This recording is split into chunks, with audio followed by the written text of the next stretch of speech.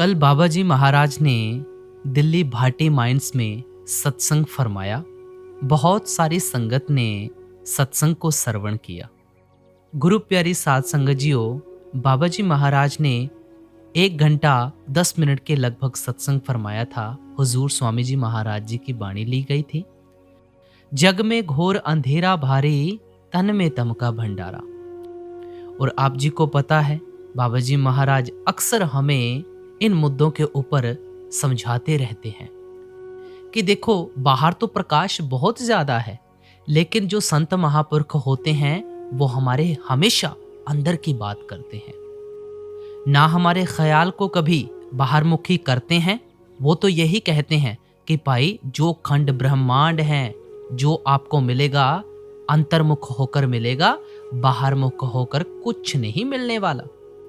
बड़े सारे विषय बाबा जी महाराज ने लिए और हुजूर स्वामी जी महाराज जी की वाणी का क्या उपदेश है वो भी हम इस सत्संग में सुनेंगे।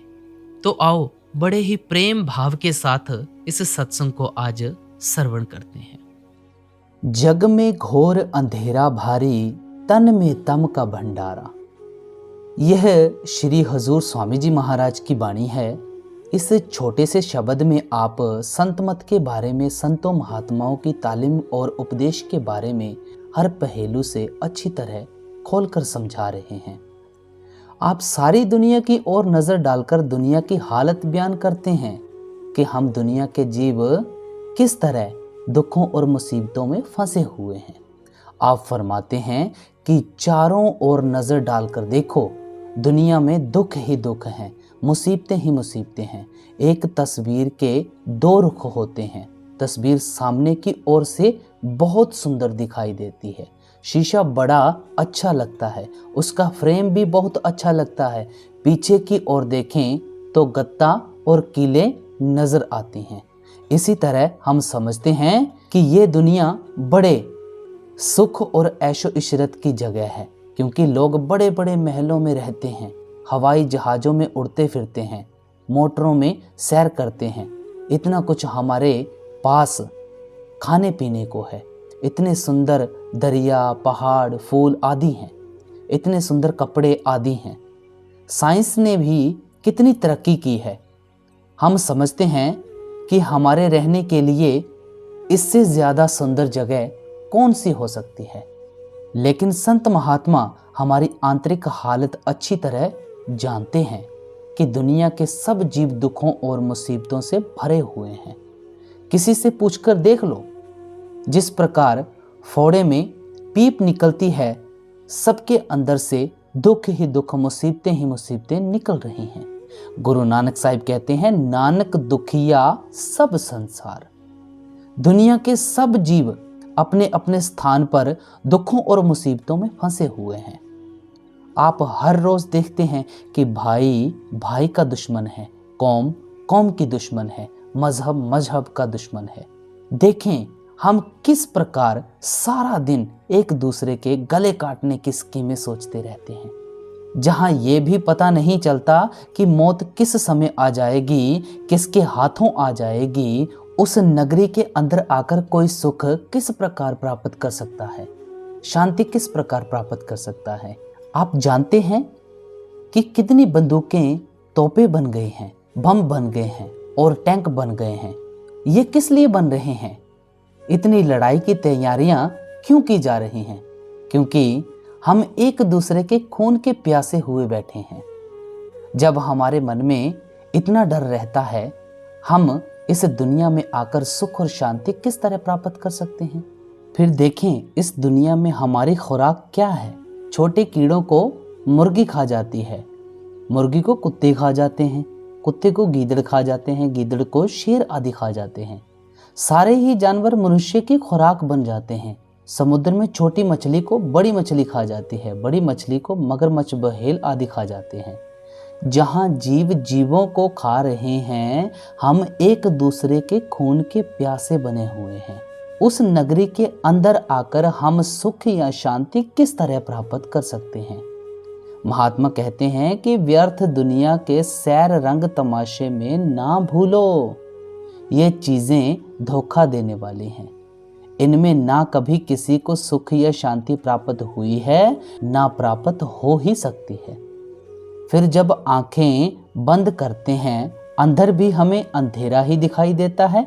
ये किस चीज का अंधेरा है? ये अज्ञानता का अंधेरा है। हम इस दुनिया को असल समझकर दिन रात अपनी बनाने में लगे हुए हैं। ये हमारी बनती नहीं, इसलिए हम सब दुखी हैं।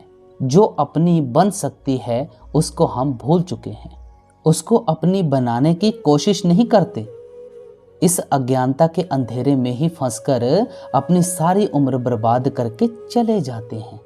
जब तक आंखों से नीचे बैठे हैं, जब तक इन शक्लों और पदार्थों के मोह या प्यार में फंसे हुए हैं, तब तक इस अंधेरे से किसी का छुटकारा नहीं हो सकता।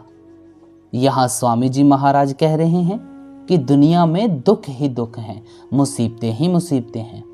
हम परमात्मा को भूलकर दुनिया में सुख और शांति ढूंढने की जितनी कोशिश करते हैं, उतने ही दिन रात और अधिक दुखी होते जा रहे हैं।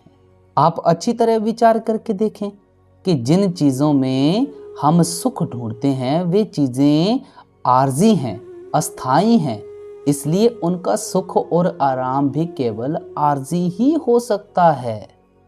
जो भी थोड़े बहुत सुख नजर आते हैं, आहिस्ता आहिस्ता वे सब दुखों में बदल जाते हैं। देखें, शादी होती है, मन में कितनी खुशी महसूस होती है।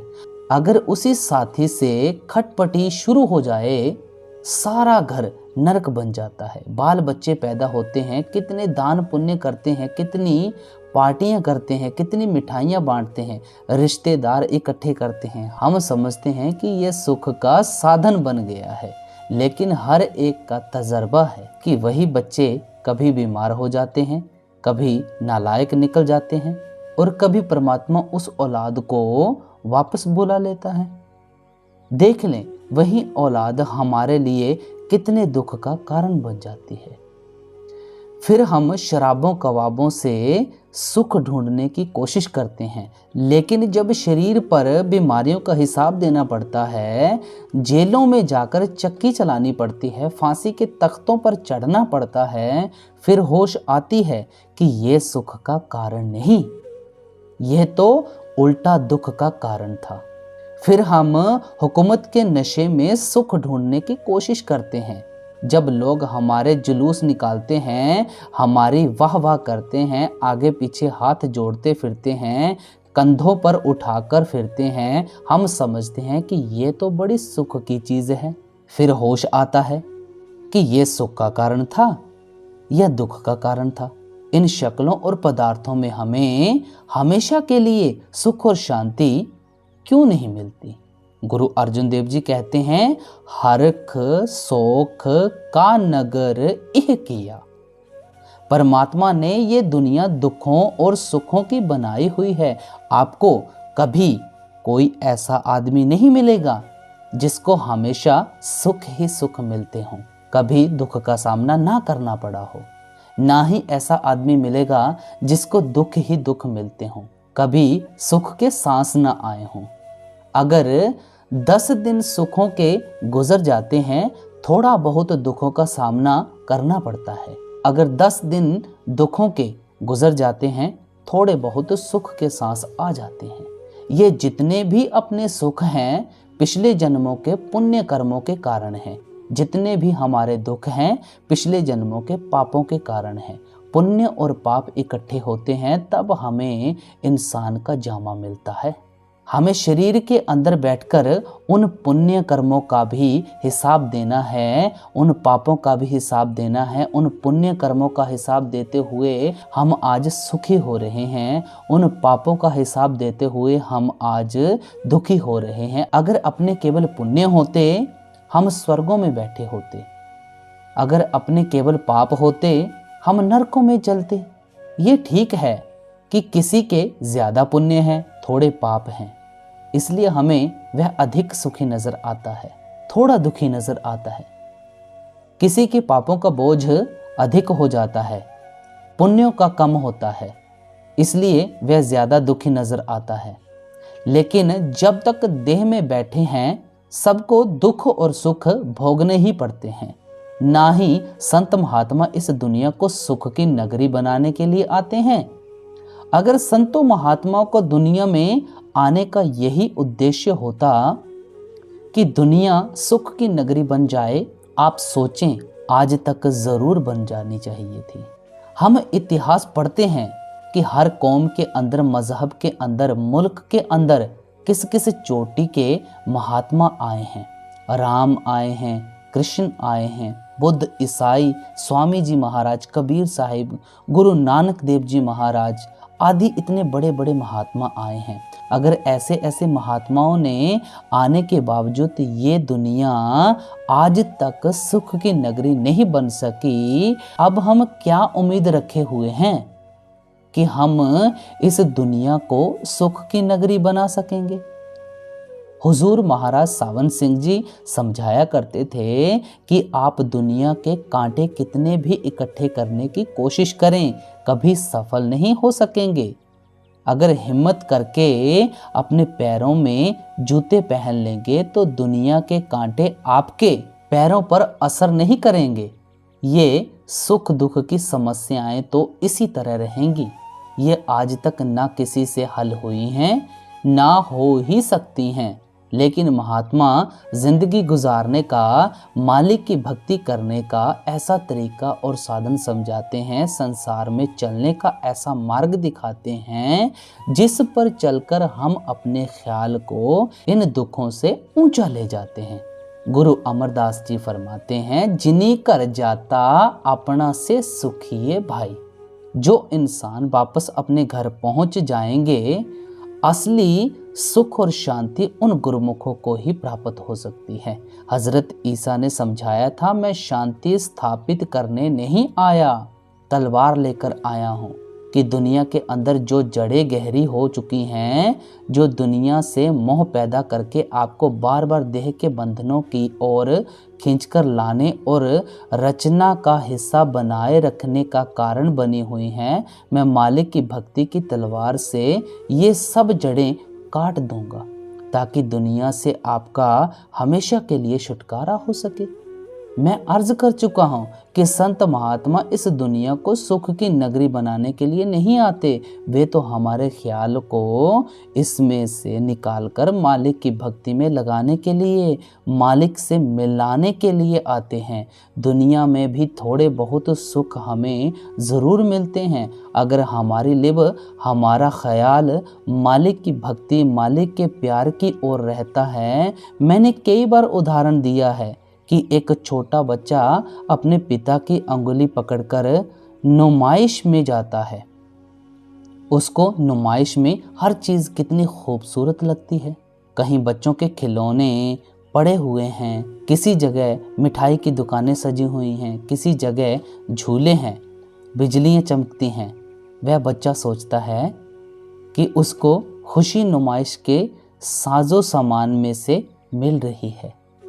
अगर वह गलती से पिता की अंगुली छोड़ देता है, फिर वह बच्चा रोना शुरू कर देता है, चीखना शुरू कर देता है। फिर बच्चा महसूस करता है कि वह नुमाइश में भी उतनी देर खुशी महसूस करता था जब तक उसने पिता की अंगुली पकड़ी हुई थी। हमारा पिता कौन है? केवल एक परमात्मा है, परमेश्वर है। जब तक हमारी लिब, हमारा ख्याल उस परमात्मा की भक्ति और प्यार की ओर है, हम दुनिया में भी 4 दिन सुख और शांति से काट लेते हैं और वापस जाकर उस परमात्मा रूपी पिता में ही समा जाते हैं। अगर परमात्मा को भूल जाते हैं, ये सारी दुनिया हमारे लिए सुख रूप, यम रूप होकर खड़ी हो जाती है। आप सोचकर देखें, जिनको परमात्मा ने दुनिया में सब कुछ बख्शा हुआ है, जिंदगी का नेक साथी भी दिया है, सेहत भी दी है, इज्जत भी दी है, रुपया पैसा भी दिया है, दुनिया की नियामतों या दातों की ओर से परमात्मा ने कोई कमी नहीं रखी, लेकिन फिर भी उनके मन में खुशी नहीं आती, शांति नहीं आती, पता नहीं चलता कि कमी किस चीज़ की है। ये आत्मा की कशिश है अपने असल की ओर। जब तक इसको अपने असल की ओर नहीं जाने देंगे, इसके अंदर से अकेलेपन का भाव कभी दूर नहीं हो सकता। इसलिए महात्मा हमारे अंदर उस मालिक से मिलने का प्यार पैदा करते हैं। स्वामी जी महाराज फरमाते हैं कि इस दुनिया को सुख की नगरी ना समझो। ये दुनिया मालिक ने ऐशो इशरत करने के लिए नहीं बनाई। ये ऐशो इशरत की चीज़ें हमारे मन को दुखों में फंसाने वाली हैं। इसलिए दुनिया और इसके पदार्थों से मन निकालना चाहिए और अज्ञानता के अंधेरे को दूर करना चाहिए। परमात्मा हमारे शरीर, हमारी देह के अंदर बैठा हुआ है, लेकिन हम अंदर जाकर उसके नूर और प्रकाश को देखने की कोशिश नहीं करते। दुनिया के मोह या प्यार में फंसकर सारी उम्र अज्ञानता के अंधेरे में ठोकरें खाते रहते हैं। स्वप्न जागृत दोनों देखी, भूल भलैया धर मारा। अब बड़े प्यार से फरमाते हैं, ऊपर आपने हमारी जागृत अवस्था की दशा बयान की है। अब समझाते हैं कि ना तो जागृत अवस्था में ना ही स्वप्न अवस्था में हम अज्ञानता के अंधेरे से निकल सकते हैं। अगर जीते जी हम चोर हैं, मौत के बाद किसने हमें संत महात्मा बनाना है? अगर जीते जी अनपढ़ हैं, मौत के बाद किसने BA MA की डिग्री देनी है? जो ख्याल हमारे जागृत अवस्था में होते हैं, वही ख्याल हमारे सपने की अवस्था में होते हैं। स्वामी जी महाराज कहते हैं कि ना तो हमें जागते हुए ना ही सपने में इस अज्ञानता के अंधेरे से निकलने का कोई रास्ता नजर आता है। आपने लखनऊ में इमाम बाड़ा देखा होगा, जिसमें कई अंधेरी कोठरियां हैं। उन कोठरियों के अंदर दाखिल हो जाएं, अंदर ही अंदर भटकते फिरते हैं। उनमें से निकलने का कोई रास्ता ही नहीं मिलता। इसी तरह ये दुनिया 84 लाख योनियों की एक बड़ी भूल भुलैया है। हम इसकी कोठरियों के अंदर ही अंदर दिन रात भटकते रहते हैं। कभी किसी जगह जाकर जन्म ले लेते हैं, कभी किसी जगह जाकर जन्म ले लेते हैं। स्वामी जी प्यार से समझाते हैं कि परमात्मा ने ये इंसान का जामा इन 84 लाख योनियों में से छुटकारा प्राप्त करने के लिए बख्शा है, ताकि इन शराबों कबाबों में से ख्याल निकालें, ऐशो इशरत में से ख्याल निकालें। इस मौके से फ़ायदा उठाकर उस मालिक की भक्ति करें, ताकि देह के बंधनों से छुटकारा हो सके, हम वापस जाकर उस परमात्मा से मिल सकें। गुरु अर्जुन देव जी कहते हैं, 184 जोनी सबाई, मानस कौ प्रभ दीब डे आई, इस पौड़ी ते जो नर चुकै, सो आई जाए दुख पायदा। इंसान का जामा सीढ़ी का आखिरी डंडा है। कमरे की छत पर चढ़ जाते हैं, पैर फिसलता है, सीधे नीचे आकर गिरते हैं। अगर देह में बैठकर मालिक की भक्ति करते हैं तो मालिक से मिल जाते हैं। अगर उसी तरह बेटे बेटियों, शराबों कबाबों, विषय विकारों, कौमों मजहबों, मुल्कों के झगड़ों में फंसे रहते हैं तो इन सब कर्मों का नतीजा भोगने के लिए बार बार इस 84 के जेल खाने में आना पड़ता है। एक अंधा और गंजा आदमी एक सराय के अंदर दाखिल हो जाता है। उस सराय में से निकलने का एक ही दरवाज़ा है। वह बेचारा टटोल टटोल कर दरवाजे को ढूंढने की कोशिश करता है, ताकि दरवाजे में से बाहर निकल जाए। आंखों से हीन तो पहले ही है, लेकिन सिर से भी गंजा है। जब दरवाज़ा उसके निकट आता है, वह दीवार को छोड़कर सिर को खुजलाना शुरू कर देता है। दरवाज़ा निकल जाता है और वह उसी तरह फिर सराय के चक्कर में पड़ जाता है। यही हम सब दुनिया के जीवों की हालत है। रो पीट कर ये इंसान का जामा मिलता है, और इसलिए मिलता है कि इससे फ़ायदा उठाकर देह के बंधनों से छुटकारा हासिल कर सकें। लेकिन जब परमात्मा ये मौका देता है, हम जिंदगी के असली मकसद को बिल्कुल भूल जाते हैं। बेटे बेटियों के प्यार में उलझ जाते हैं, कौमों मजहबों व मुल्कों के झगड़ों में लग जाते हैं। शराबों कबाबों की लज्जतें नहीं छूटती, कौमों मजहबों व मुल्कों के मान बढ़ाई नहीं छूटती। इंद्रियों के भोगों या दुनिया के धंधों में हम इतने उलझकर बैठ जाते हैं कि और तो और अपनी मौत को भी भूल जाते हैं। रोज देख रहे हैं कि हमारे साथी हमारा साथ छोड़ते जा रहे हैं, एक एक के साथ जाकर रोज शमशान भूमि पर छोड़कर आते हैं। आंखों से देखते हैं कि जो इतनी चीजों को वह लिए बैठा था, जिनसे उसका इतना मोह या प्यार था, उनमें से कोई चीज उसके साथ नहीं गई, किसी ने भी उसकी सहायता नहीं की। लेकिन हमारे मन में ये ख्याल रह जाता है कि इन शक्लों और पदार्थों ने उसका साथ नहीं दिया। हम शायद सब कुछ ही इकट्ठा करके अपने साथ ले जाएंगे। महात्मा हमें गफलत की नींद से जगाते हैं कि कभी उस समय और वक्त को तो आंखों के आगे रखकर देखो, कौन तुम्हारी सहायता करेगा, कौन तुम्हारी मदद करेगा।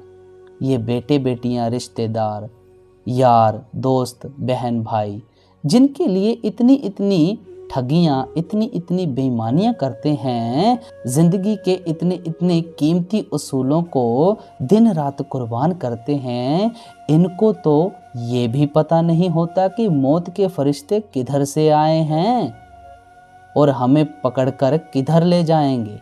ये सब तो आसपास ही बैठे रह जाते हैं, सिवाय इसके कि एक दूसरे के बिछड़ने पर हम रोने पर जोर देते हैं, और तो हम किसी की कोई सहायता नहीं कर सकते। महात्मा समझाते हैं कि हर एक के साथ तुम्हारा लेन देन का हिसाब है, गर्जों का प्यार है।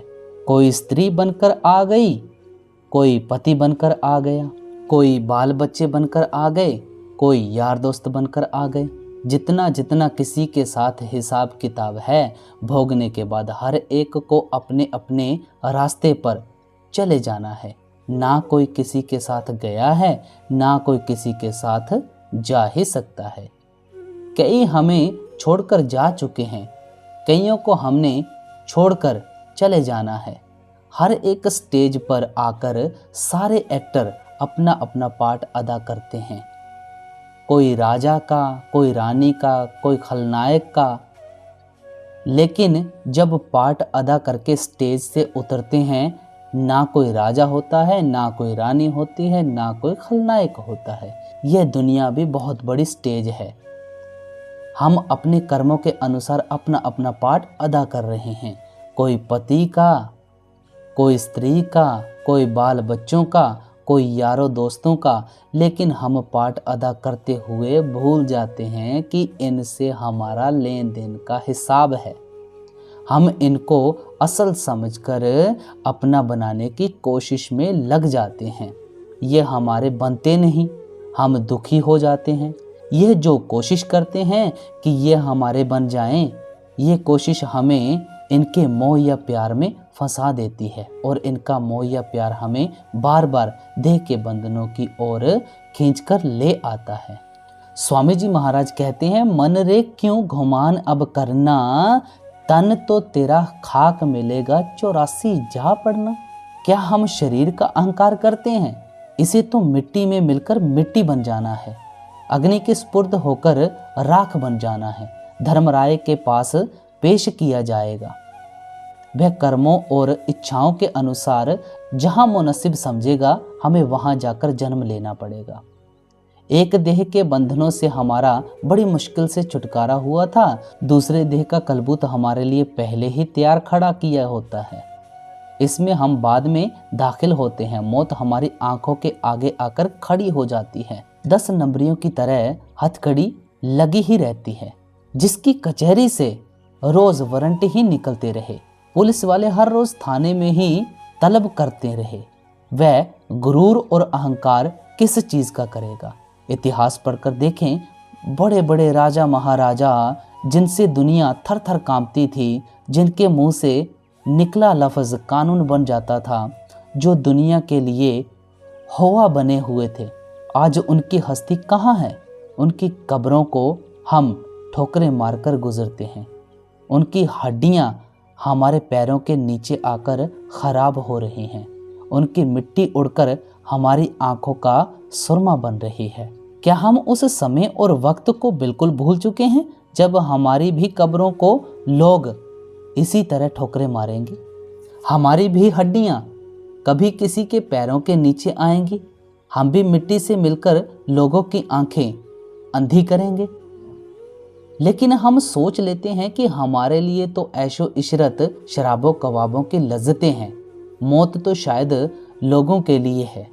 इसलिए स्वामी जी महाराज हमें गफलत की नींद से जगाते हैं कि आप होश में आएं, इस अज्ञानता के अंधेरे को रास्ते से दूर करें, जिस मकसद के लिए परमात्मा ने इंसान का जामा दिया है। कभी उसके बारे में भी सोच और विचार करने की कोशिश करें। जीव अजान भया परदेसी, देश विसर गया निज सारा। आप देखें, कोई इंग्लैंड से आकर एक छोटे से बच्चे का अपहरण करके ले जाता है और वही उसकी परवरिश करता है। वही वह पढ़ाई करे, बड़ा हो जाए, नौकरी कर ले, शादी कर ले और उसके बच्चे हो जाएं। वह लड़का उनको ही माता पिता, बहन भाई, यार दोस्त समझना शुरू कर देता है। उसी मुल्क को अपना मुल्क समझना शुरू कर देता है। अगर कोई उसको समझाने की कोशिश करे कि ये तेरे माता पिता नहीं, ये तेरे बहन भाई नहीं, ये तेरा मुल्क नहीं, उसकी समझ में कुछ नहीं आता। वह किसी की बात मानने को तैयार ही नहीं होता। जब कोई उसके अपने मुल्क का आदमी उस मुल्क में जाता है, वही कपड़े पहन लेता है, वही बोली सीख लेता है, उसी तरह अपना रहन सहन बना लेता है, उसके साथ प्यार पैदा कर लेता है, उसका विश्वास प्राप्त कर लेता है। वह उसे धीरे धीरे समझने की कोशिश करता है कि देख, ये तेरे माता पिता नहीं, ये तेरे बहन भाई नहीं, ये तेरा मुल्क नहीं, तेरा मुल्क हिंदुस्तान है। तेरे माता पिता बहन भाई वहीं रहते हैं। उसके अंदर अपने देश का प्यार जाग उठता है, माता पिता का प्यार जाग उठता है और वह सबको छोड़कर उसके साथ अपने देश वापस आ जाता है। इसी तरह संत महात्मा इस दुनिया में आते हैं। वे हमारे जैसे होकर हमारी तरह ही रहते हैं, हमारे साथ प्यार पैदा कर लेते हैं। वे हमें प्यार से समझाते हैं कि जिनके मोह या प्यार में फंसकर तुम दिन रात भटकते और तड़पते फिरते हो, इनमें से कोई भी तुम्हारा अपना नहीं है। ना ये तुम्हारे हैं, ना तुम इनके हो। क्यों इनके मोह या प्यार में भटकते फिरते हो? तुम अपने घर वापस चलो। गुरु अर्जुन देव जी कहते हैं, जिन्हें तुम भेजे तिन्हें बुलाए, सुख सहज सेती करे आओ। जिस परमात्मा ने आपको इस दुनिया में भेजा है, उसने आपको वापस बुलाने के लिए मुझे भेजा है। आप मेरे साथ आओ, मैं आपको वापस घर ले चलूं। स्वामी जी महाराज कहते हैं, धाम अपने चलो भाई, पराए देश क्यों रहना। काम अपना करो जाई, पराए काम नहीं फंसना। यह देश तुम्हारा देश नहीं है। तुम पराए देश में आकर भटकते फिर रहे हो। जिन धंधों में दिन रात भटकते और तड़पते फिरते हो, ये असल में तुम्हारे अपने धंधे नहीं हैं। तुम्हारा असली धंधा वह है जिसके लिए परमात्मा ने तुम्हें इंसान का जामा दिया है।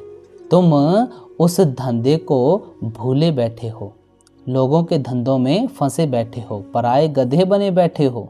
गुरु अर्जन देव जी कहते हैं, संत जनों मिल भायो, सच्चा नाम संभाल, तो सावध हो जिय का इथे उथे नाल। सच्चे शब्द या सच्चे नाम की कमाई ही असल आधार है, जो यहाँ भी हमारे साथ है वहाँ भी हमारे साथ होगा। इसलिए संत महात्मा हमारे अंदर अपने असली घर जाने का शौक और प्यार पैदा करते हैं। वे समझाते हैं कि हमारी आत्मा उस परमात्मा का अंश है। हम उस सतनाम समुद्र के कतरे हैं। उस मालिक से बिछुड़कर इस माया के जाल में फंसे हुए हैं। मन के अधीन होकर जो जो कर्म कर बैठते हैं, अच्छे भी करते हैं बुरे भी करते हैं, उन कर्मों का नतीजा भोगने के लिए ही हम इस 84 के जेल खाने में फंसे हुए हैं। जब तक मालिक की भक्ति करके मालिक से मिलाप नहीं करेंगे, हमारा देह के बंधनों से, जन्म मरणों के दुखों से कभी किसी हालत में छुटकारा नहीं हो सकता। इसलिए संत महात्मा हमारे अंदर उस मालिक से मिलने का शौक और प्यार पैदा करते हैं। फिरे भटकता खान खान में, जोनी जोनी विच इक मारा, दम दम दुख कष्ट बहु भोगे, सुने कौन अब बहु हारा। स्वामी जी महाराज फरमाते हैं कि मन के अधीन होकर यहाँ जो जो कर्म कर बैठते हैं, उनका नतीजा भोगने के लिए हमें फिर बार बार 84 के चक्कर में आना पड़ता है। कभी सूअर के जामे में चले जाते हैं, जिस जामे में जाकर जन्म लेना पड़ता है, उसी जामे के अंदर बैठकर दुख और मुसीबतें सहनी पड़ती हैं। किसी जामे में जाकर कभी कोई सुख प्राप्त नहीं कर सकता, कभी शांति प्राप्त नहीं कर सकता।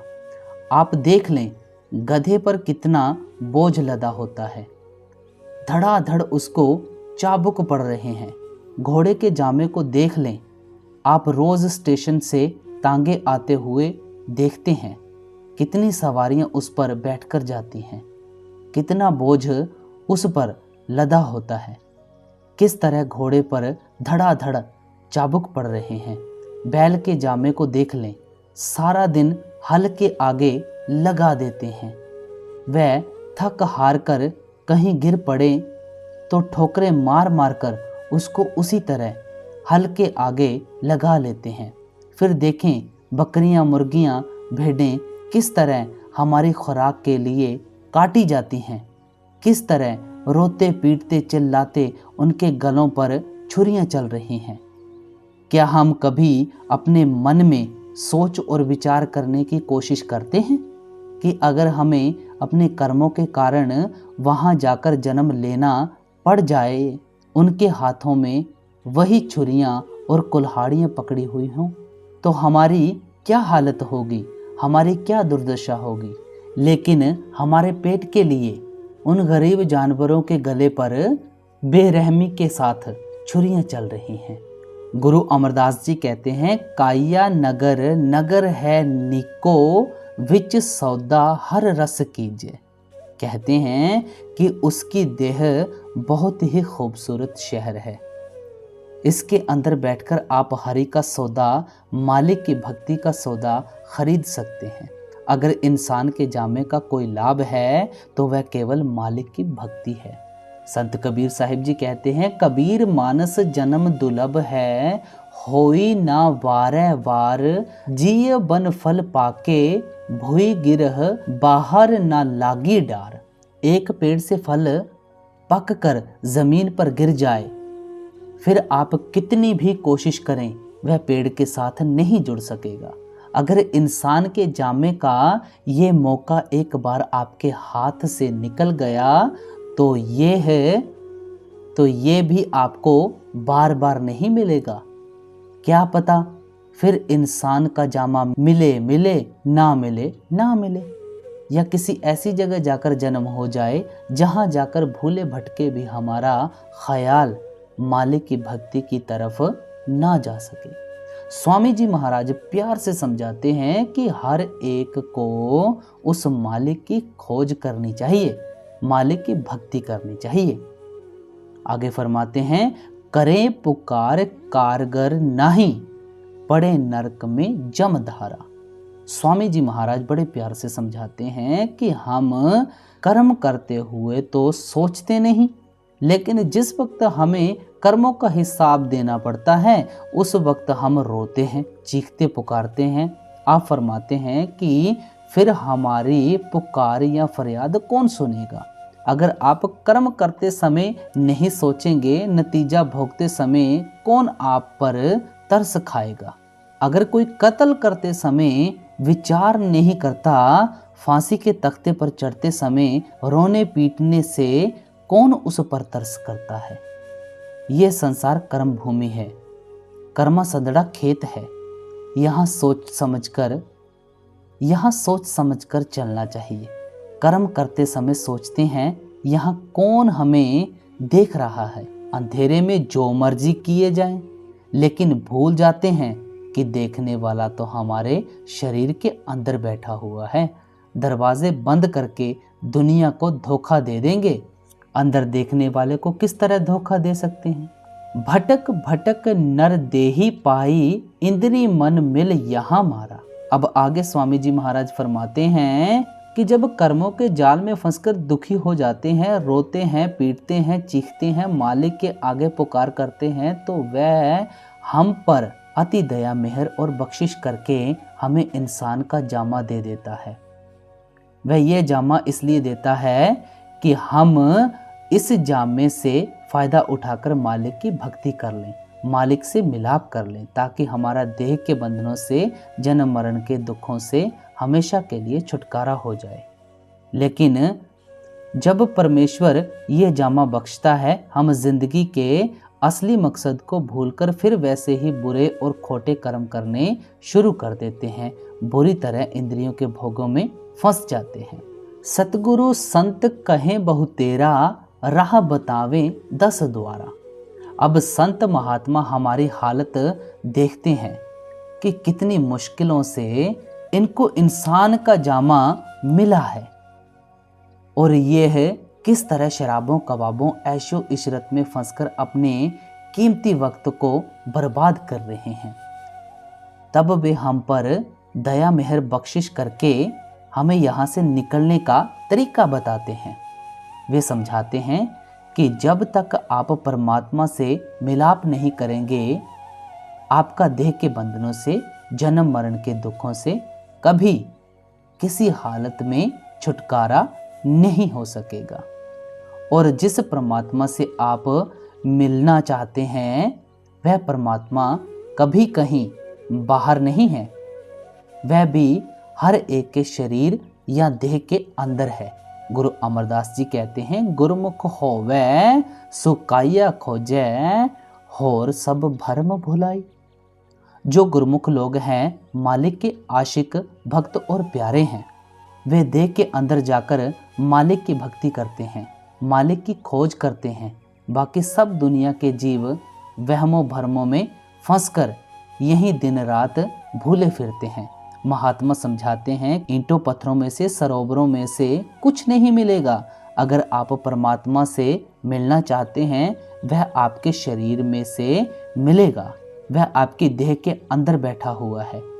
महात्मा समझाते हैं कि मालिक भी तुम्हारे अंदर है, और उस मालिक तक पहुंचने का रास्ता भी तुम्हारे शरीर के अंदर है। संत महात्मा किस रास्ते का इशारा करते हैं? हमारा रूहानी सफ़र पैरों के तलवों से लेकर सिर की चोटी तक है। इस सफ़र की 2 मंजिलें हैं, एक आंखों तक है, दूसरी आंखों से ऊपर है। हमारे शरीर के अंदर जो रूह और मन की जगह है, उसको कोई शिव नेत्र कहता है, कोई दिव्य चक्षु कहता है, कोई घर द्वार कहता है, कोई मुक्ति का दरवाज़ा कहता है। वह जगह हर एक की आंखों के पीछे है। गुर की मूरत मन में ध्यान, गुरुमुखों के ध्यान को अपने मन में रखो। स्वामी जी महाराज कहते हैं, गुरु का ध्यान कर प्यारे, बिना इसके नहीं छूटना।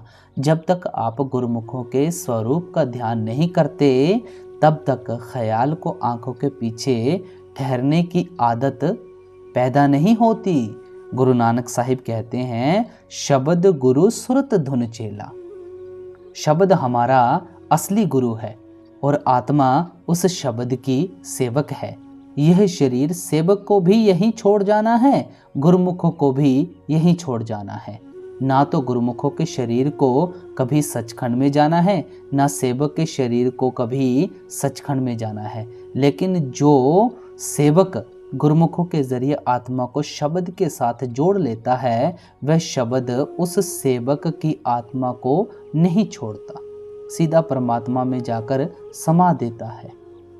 हम इसलिए गुरुमुखों का ध्यान करते हैं कि उनका असली स्वरूप ही शब्द होता है, नाम होता है।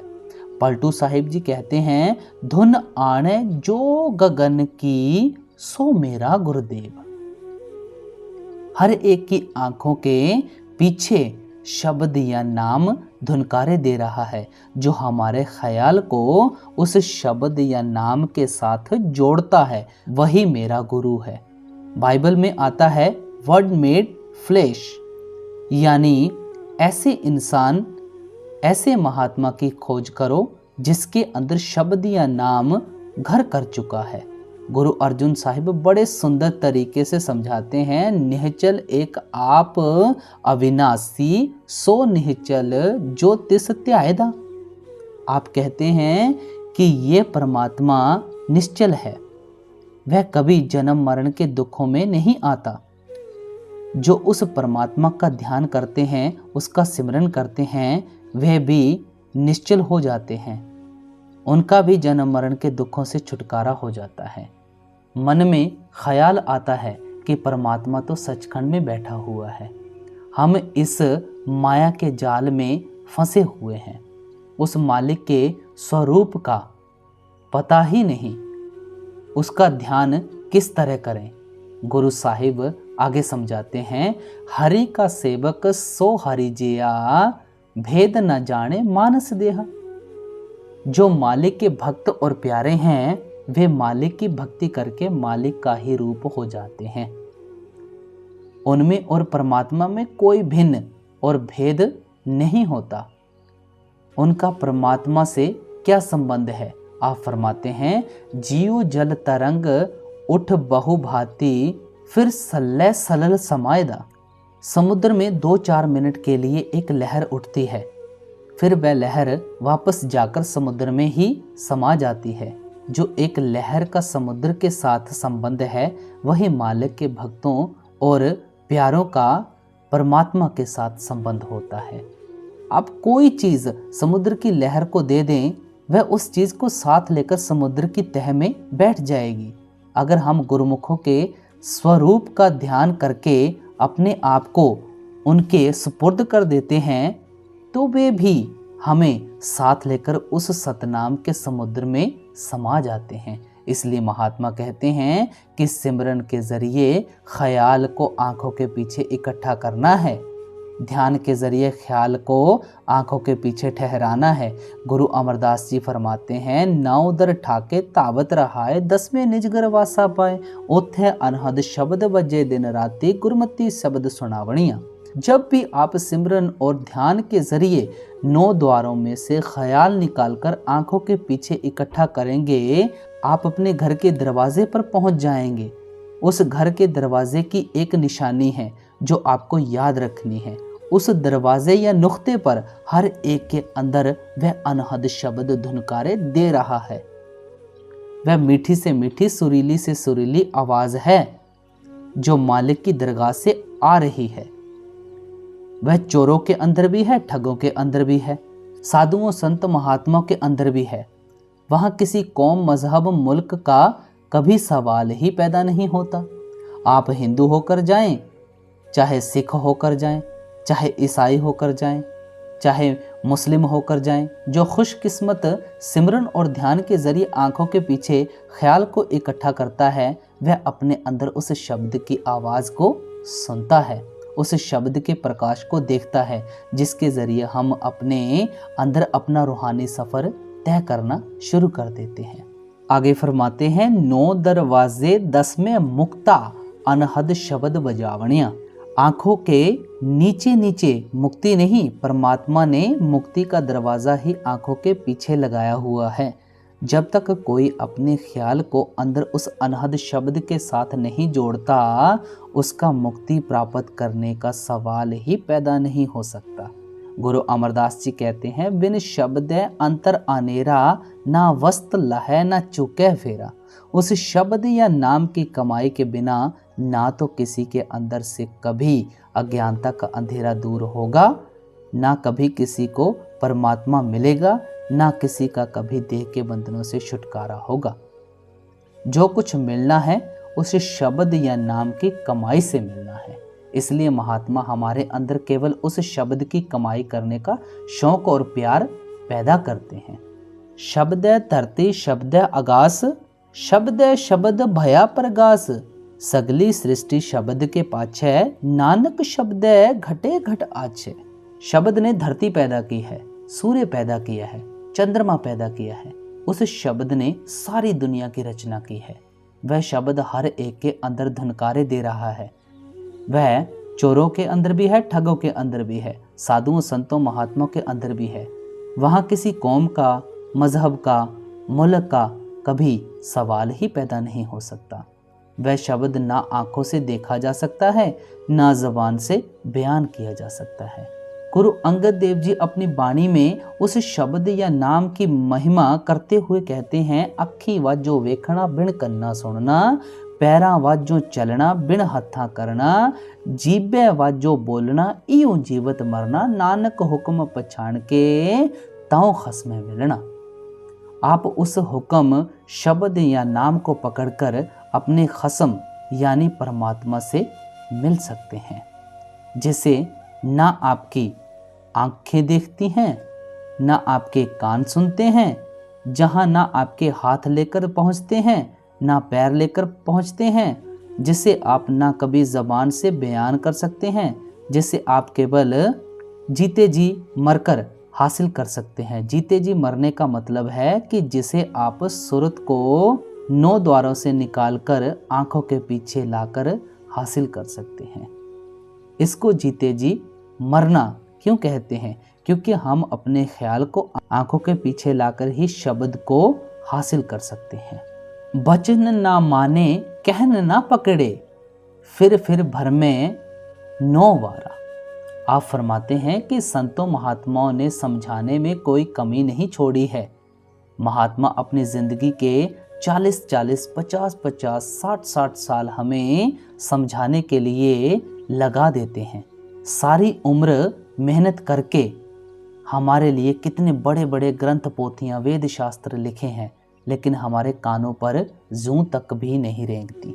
हम उनको पढ़ते भी हैं, उन महात्मा को अपनी ओर से प्यार भी करते हैं, लेकिन जो उनकी असली तालीम है, जो उनका असली उपदेश है, उस चीज़ को कभी ग्रहण करने की कोशिश ही नहीं करते। हम ईंटों पत्थरों से, पानी से ही बंधे रहते हैं। इन महात्माओं के जाने के बाद उनकी खड़ाओं पर, समाधियों पर माथे टेकने शुरू कर देते हैं। उनके कपड़ों से बंध जाते हैं, चारपाई से बंध जाते हैं, कुओं और सरोवरों से बंध जाते हैं। लेकिन जो उनकी असली तालीम है कि सूरत को आंखों के पीछे लाकर शब्द के साथ जोड़ो, उस रास्ते पर हम कभी चलने की कोशिश नहीं करते। इसलिए स्वामी जी महाराज हमारी हालत देखकर तरस खाते हैं कि हम उनके वचनों को सुनने को ही तैयार नहीं होते। अगर भूले भटके कभी उनकी संगति और सोहबत में जाते भी हैं तो दुनिया की इच्छाएं और तृष्णाएं लेकर जाते हैं, वे पूरी नहीं होती। मन में अभाव आ जाता है, हम उनकी संगति और सोहबत छोड़कर चल देते हैं। फोकट धर्म पकड़ कर जूझे, बूझे न शब्द जुगत पारा। आप फरमाते हैं कि हम फोकट धर्मों में फंसे हुए हैं, छिलकों को इकट्ठा करने में लगे हुए हैं। गिरी को कोई खाने की कोशिश नहीं करता, बाहर मुखी होकर मजहबों के कर्मकांड में फंसे रहते हैं। पूजा करे सब लोक संतो, मन मुख थाए न पाई। भक्ति तो सब दुनिया के जीव अपनी अपनी अकल के अनुसार करते हैं, लेकिन जो लोग मन के पीछे लगकर मालिक की भक्ति करते हैं, आप किसी गुरुद्वारे में चले जाएं, मंदिर में चले जाएं, किसी धर्म स्थान पर चले जाएं, कितनी दुनिया मिलती है, सबके अंदर कशिश है मालिक से मिलने की। इसके अधीन होकर हम दिन रात हर जगह मालिक से मिलने के लिए भटकते फिरते हैं। लेकिन गुरु साहिब कहते हैं कि हम मन के पीछे लगकर मालिक को ढूंढने में लगे हुए हैं, मनमुख थाए न पाई। ये भक्ति कभी किसी को ठिकाने पर नहीं पहुंचाएगी। कौन सी भक्ति ठिकाने पर पहुंचाएगी? शब्द मरै मन निर्मल संतो, यह पूजा थाई पाई। जब शब्द या नाम की कमाई करके मन को निर्मल कर लेंगे, यह मालिक की असली भक्ति है। यही भक्ति तुम्हें तुम्हारे ठिकाने पर पहुंचाएगी। आप आगे फरमाते हैं, पूजा करें परु विधि नहीं, जानही दूजा भाई मल लाई। हम भक्ति करते हैं लेकिन भक्ति करने का तरीका ही समझ नहीं आता। गलत रास्ते पर चलकर पापों के बोझ को और इकट्ठा किए जा रहे हैं। आप फरमाते हैं गुरमुख होवे सो पूजा जाने पाणा मन वसाई। केवल मालिक के भक्तों और प्यारों को मालिक की भक्ति करने का तरीका पता है। यह शरीर सरवर है संतो स्नान करे लिव लाई। नाम स्नान करिह से जन निर्मल शब्द मेल गवाई। इस शरीर से बड़ा आपको कोई सरोवर नहीं मिलेगा। इसके अंदर जाकर स्नान करें अगर परमात्मा से प्यार करना है। शरीर के अंदर जाकर कौन सा स्नान करना है? शब्द या नाम का स्नान करना है। सतगुरु पुरख अमृत सरवड पागी। नाव ही आई उन जन्म जन्म की मैल उतारे निर्मल नाम दृढ़ाई। सतगुरु की संगति और सोहबत अमृत का सरोवर है। जो जीव उस सरोवर में स्नान करते हैं बड़े भाग्यशाली किस्मत वाले हैं। उनको क्या फायदा होता है? उनका जन्म जन्मांतर का मैल उतर जाता है। हाथ कुछ नाही क्षीर मथन आलस भारा। आप फरमाते हैं कि देखें, अगर आप पानी में सारी उम्र मथानी डालकर रखेंगे, भिलोते रहेंगे, सारी उम्र लगे रहें, सारी पीढ़ी लगे रहें, इसमें से क्या निकलेगा? पानी तो पानी ही बना रहेगा। दूध में मथानी डालें तो आपको दही मिलेगा, मक्खन मिलेगा। अगर शरीर के अंदर जाकर नाम की कमाई करेंगे तो हम रूहानियत को हासिल कर सकेंगे, जिसके पार हम बादशाह बन जाते हैं। अगर बाहरमुखी साधनों में ही फंसे रहेंगे तो पानी में मथाने डाले हुए हैं, जितनी मर्जी मेहनत करें हाथ पल्ले कुछ नहीं पड़ेगा। जीव अभागा कहूँ मैं क्या क्या, बाहर भर में भौं जा रहा। स्वामी जी महाराज हमारी हालत देखकर तरस खा रहे हैं कि दुनिया के जीव किस तरह दिन रात बाहर मुखी हुए बैठे हैं। देखें कहाँ अमरनाथ की गुफा है, कहाँ जगन्नाथ या बद्रीनाथ के मंदिर है, कौन कौन से पहाड़ों की चोटियों पर परमात्मा को ढूंढने के लिए नहीं पहुंच जाते। अगर कोई कहे कि घंटा या आधा घंटा अंदर जाकर शब्द की कमाई करो तो हमें 10 मिनट के लिए अंदर बैठना मुश्किल हो जाता है, उठकर बाहर आ जाते हैं। इसलिए स्वामी जी महाराज हम पर तरस खाते हैं कि हम दुनिया के जीव सारी उम्र बुरी तरह इन वहमों भ्रमों और संकल्पों में फंसे रहते हैं। अंतर्मुख जो शब्द कमाई ता में मन को नाही गारा। वेद शास्त्र समृत और पुराना पढ़ पढ़ सब पंडित हारा। स्वामी जी महाराज कहते हैं कि हम सारी उम्र वेदों शास्त्रों को पढ़ने और पढ़ाने में गुजार देते हैं। क्या पढ़ते हैं, क्या पढ़ाते हैं? ना कोई बैठकर सुनने की कोशिश करता है, ना कोई समझने की कोशिश करता है, और ना हम उस पर अमल ही करते हैं। बिन सतगुरु और बिना शब्द सुरत कोई ना उतरे भों पारा। सब कुछ समझाकर आप बड़े दावे के साथ कहते हैं बिन सतगुरु और बिना शब्द सुरत कोई ना उतरे भो पारा, कि गुरुमुखों की संगत और सोहबत के बिना और नाम की कमाई किए बिना कोई भी साधन और तरीका कर लें, आप इस भवसागर से कभी पार नहीं हो सकेंगे। गुरु अमरदास जी फरमाते हैं सच्चे शब्द सच्ची पत होई, बिन नामे मुक्त ना पावे कोई। बिन सतगुरु को नाव ना पाए, प्रभ ऐसी वणत बनाई है। मालिक ने अपने मिलने का यही कुदरती कानून रखा हुआ है कि जब भी वह मिलता है शब्द या नाम की कमाई के जरिए मिलता है, और जब भी शब्द के साथ ख्याल जुड़ता है केवल गुरुमुखों के जरिए जुड़ता है। आप फरमाते हैं संत गुरुमुख पूरा पाई, नामों पूज कराई। गुरु साहिब कहते हैं कि हम ठोक बजाकर आपको अपना निजी अनुभव बताते हैं कि कोई चीज़ कभी नाम भक्ति का मुकाबला नहीं कर सकती। जो कुछ मिलेगा वह केवल शब्द या नाम की कमाई से मिलेगा। स्वामी जी महाराज भी दावे के साथ कहते हैं कि भाई जो कुछ भी तेरे पल्ले पड़ेगा केवल शब्द की कमाई के जरिए पड़ेगा। यही बात भाखी मैं चुन कर अब तो मानो गुरु प्यारा। अब बड़े प्यार के साथ समझाते हैं कि मैं तुमको अपनी जिंदगी की खोज का निचोड़ समझा रहा हूँ कि अगर तुम फायदा उठाना चाहते हो तो शब्द या नाम की कमाई करो। राधा स्वामी कहा बुझाई सुरत चढ़ाओ नव द्वारा।